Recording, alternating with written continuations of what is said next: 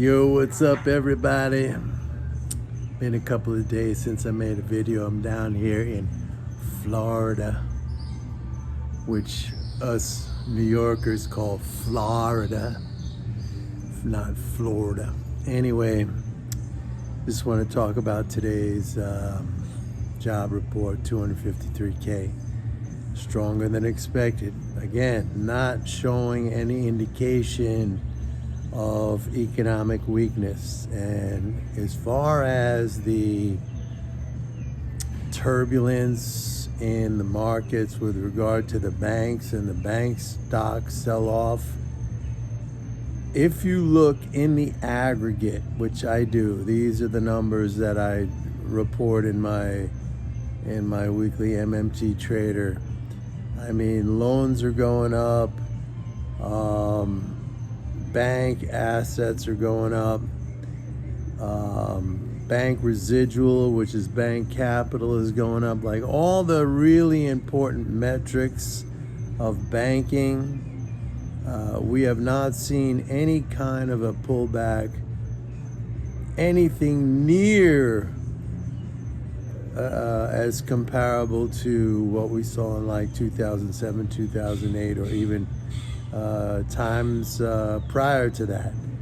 So I think a lot of this is hysteria generated, and I understand that there could be certain banks in conditions where liquidity is tight for them. I also think that some of this is political. I have to say that Jamie Dimon the other day, he came out and he said, hey, the banking situation right now is over. It's done.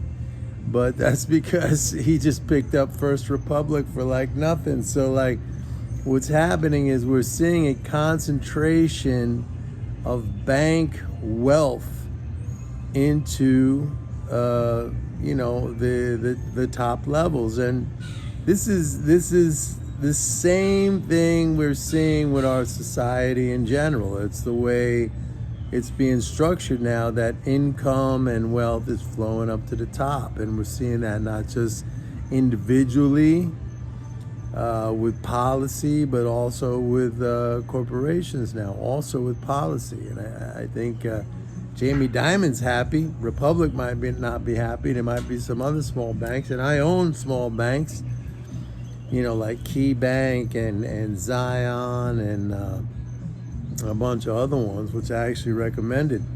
But overall, my biggest concentrations are in the big banks. They're in the big four. That's JP Morgan, Citi, Bank of America, and Wells Fargo. And it's really JP Morgan. I think, this guy's a genius. I mean, this guy is literally, he's not just a genius when it comes to banking. I don't know if really the word genius applies as a banker, but as a politician, as a strategist, this guy's a genius. And he's got a lot of charisma, and he goes in front of Congress a lot, and he testifies, and he says we got to do this and that and this, and he fights against Elizabeth Warren, who seems to, she can't hold a candle to him. And so, like, if you want to put your money somewhere where there's a guy in control of it, managing it, who is not going to lose, it's JP Morgan. I mean, I can literally say that rather than even put your money in an index fund, I would put my money in JP Morgan stock, because this guy, he is just in total control of the banking situation. Look, there's 7,000 banks in the United States.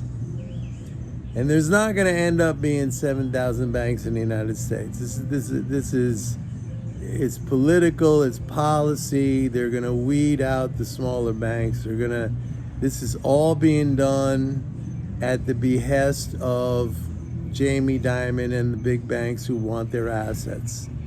And that's exactly what's going on. And it's unfortunate because a lot of these smaller banks, they serve regions that need the credit.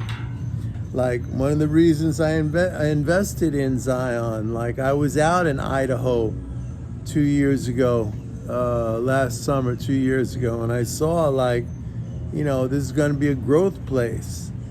And same thing, a lot of these places out west, they're going to be growth places, and they need these banks. But it's just like, it's a factor of domination, of power, and that's what it is.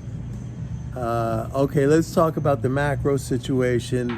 The fiscal flows are really, really strong, but they're going to peak out on May 15th, and that's it. May 15th, we're going down.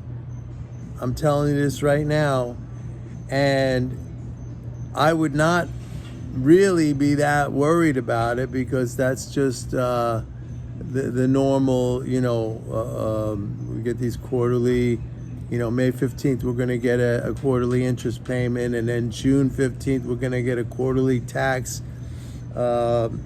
payment, so that's going to drain it.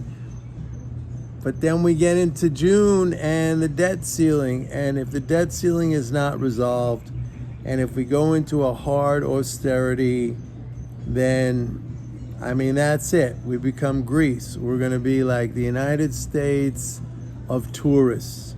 And we're going to be relying on tourist money and whatever we can export to keep our economy going. And we're not we're a big exporter.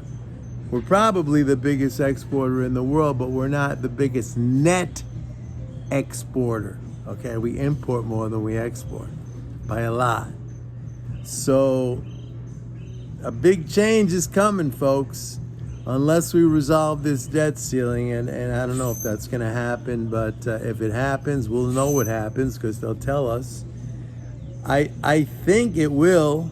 I don't think they're stupid enough to let it go to a hard debt ceiling and a kind of an austerity situation, but you never know. The politics here is really, really, really toxic, and so I don't know. Anyway, I'm in Florida until tomorrow, and I'll be back in New York City.